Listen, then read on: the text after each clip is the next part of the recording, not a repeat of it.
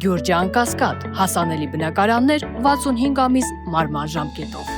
Տեսեք, մի քանի օր է Աննա Հակոբյանը գրառումներ է անում տարբեր քաղաքացիների վերաբերյալ նրանց ոչի, տխմար անվանում,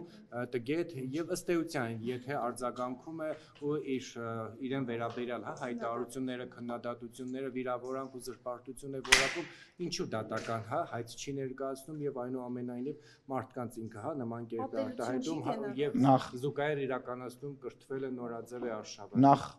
Նախ ես տեղյակ չեմ, որ նման դատական հայց կամ որևիցե բան չկա, ես դրա մասին տեղեկություններ չունեմ։ Երկրորդը այսօրվա մեդիա դաշտի եւ սոցցանցերի այտենց բացի թողի իրավիճակում ես համարում եմ, որ յուրաքանչյուր մարդ, նաեւ հրապարակային մարդ ազատ է արձագանքել այն ձևով, ինչ ձևով որ ուզում է, եւ կարծում եմ, որ այն համեմատականներ ինչ որ անցկացնելը անցյալի հետ կապված անտեղին են, որովհետեւ նախ եւ առաջ անցյալում որևիցե մեկի կնոջ, չեմ ասում երկրի ղեկավարի կնոջ, եւ որևիցե մեկի կնոջ մասին մի լրագրողից սկսած իրենց տենց դուխով հիմա բլոգեր եւ քաղաքական գործիչ անվանող մարդկանցով վերջացած հələ փորձեին մի հատ մի տարես կոմենկոմ բանան գրեին, այնքան կծեցեին, էշին քերի կասեր, այնքան կծեցեր։ Այսօր որևիցե մեկ շողիկ, այլ կներես, ես քո հետ լրիվ համաձայն եմ, դու աշխարհի ամենաճիշտ ես, բայց ես եմ հիմա խոսում։ Եվս մեկ անգամ ընդհատեցիր, ել ընդհանրապես քո հետ չեմ խոսում։ Եվ այն այո, իրավական երկիր է, եւ այն իրավիճակում, երբ որ ինչ-որ մեկը մտածում է, որ իրան ինչ-որ մեկը վիրավորել է, այդ թվում այն մարդիկ, ում մասին դուք ասեցիք, թող դիմեն դատարան իմ կամ Տիկին Հակոբյանի դեմ։ Ինքը ինչու չի դիմում դատարան։ Պարոն Սիմոնյան, ազգային ժողովի ամբիոնից հայհոյանք հնչեցնելն էլ է, ուղղակի տեսակետ հայտնելու հարց ու